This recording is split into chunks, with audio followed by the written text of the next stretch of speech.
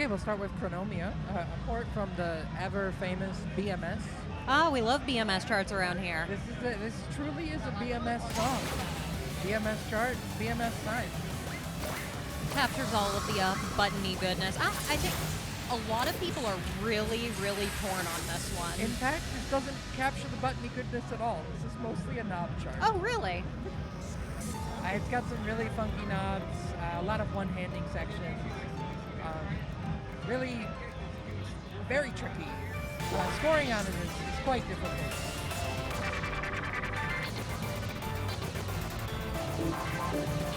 Oh man, yeah, that is brain-breaking right there. Yeah, believe it or not, the 17 is actually one of the gentler 17s.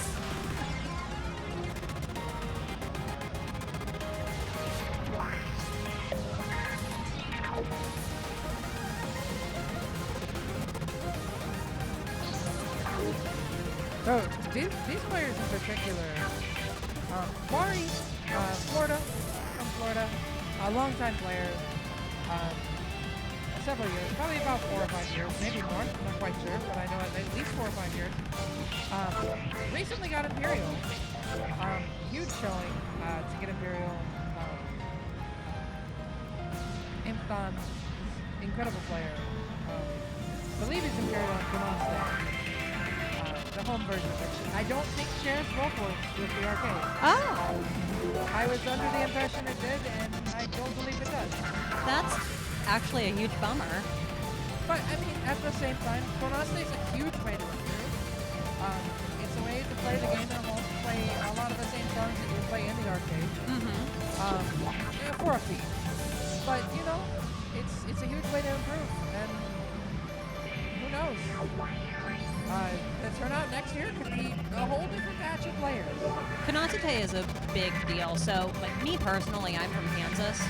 Our nearest round 1 in either direction is 3 hours away. So there's people in my area aren't just discovering it from going to the arcade and playing it. Like, it's all word of mouth. They meet us, they, get into games with us. They meet us at VR or whatever at Dave & Buster's, and then they get in the community and get introduced to it that way. So a home playable version lets so many more people enjoy it. It makes it easier for streaming too, which is really important. It's kind of hard to set up the stream reliably in a US arcade unless you get a lot of special permission like we did today. Incredible. Wow, that was close. At 978, 975, super close match. As I was saying, very, very tricky chart. Yeah. Porter here, Pennsylvania player. From the mountains. Oh, he beat my score. From the mountains of Pennsylvania. Has to drive several hours to get through his vocal round 1. Recently showed up on the radar. All of a sudden, rocketed from 19.1 to 19.6 in 2 weeks. What? Absolutely incredible player. As I was saying before, the Valk skill boost is real. Yeah. I'm going to our second song,極彩天奏. It's gonna be, to be quite honest, I don't know this chart. Me neither. We'll see. It'll be a surprise for everybody. Kara brings up a really good point about the Valkyrie cabs too. I feel like a lot of people have a market improvement when they start playing on them. Hopefully we'll have more than one to be able to use them for tournaments in the future. There's currently one at Great Lakes Mall, but neither of the competitors are playing on it because they have 2 of the Nemesis model Voltex cabs. So just fairer that way. But it would be amazing to see people play it on both because there's also a lot of songs that were locked out of because of not having the Valkyrie cab for this event. So some of those 20s you might have been really hoping to see. Unfortunately, we won't be able to do those, but there's still plenty here. I think the big thing about Valkyrie cab and why it's such a big skill boost for a lot of people, the big thing about it is you have 120 hertz. It's twice the refresh rate of the old speeds. It goes to 60, and the extra frame rate actually ends up giving it a larger timing window.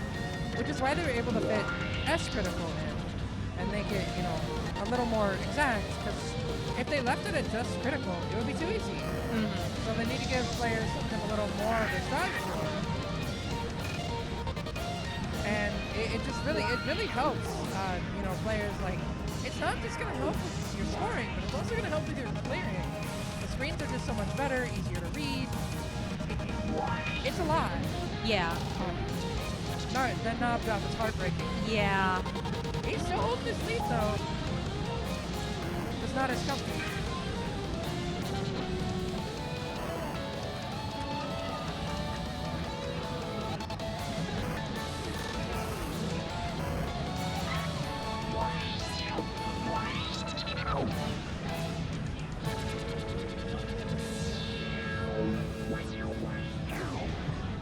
Great shot. So close. Wow. Wow. What is that? Is that 13,000 points? It's like a miss and a couple mirrors? I feel like this is the third time I've just kind of shrugged and said math since I've been commentating, but yes, similar numbers. It's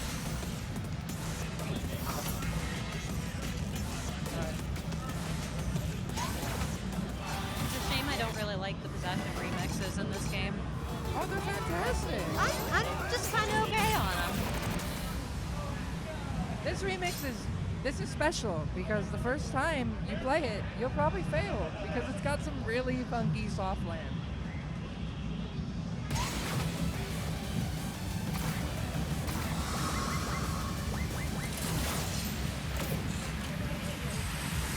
Similar to other soft land charts like Soft Launch On and Dimian and whatnot, you want to start the song slow and then probably up your or lower your speed later too. It's just so fast.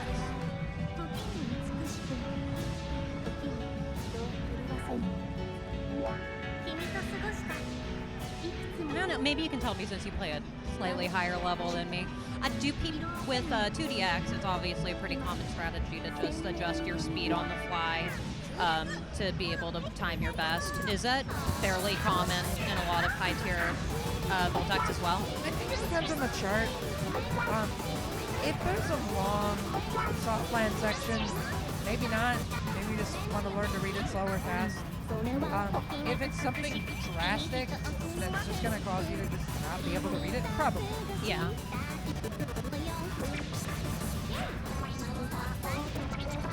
This song normally reads at 185.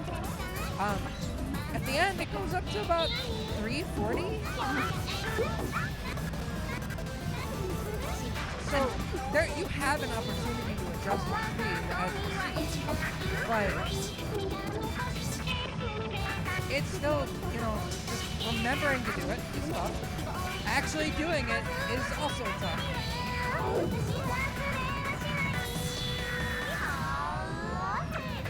They'll do another dance.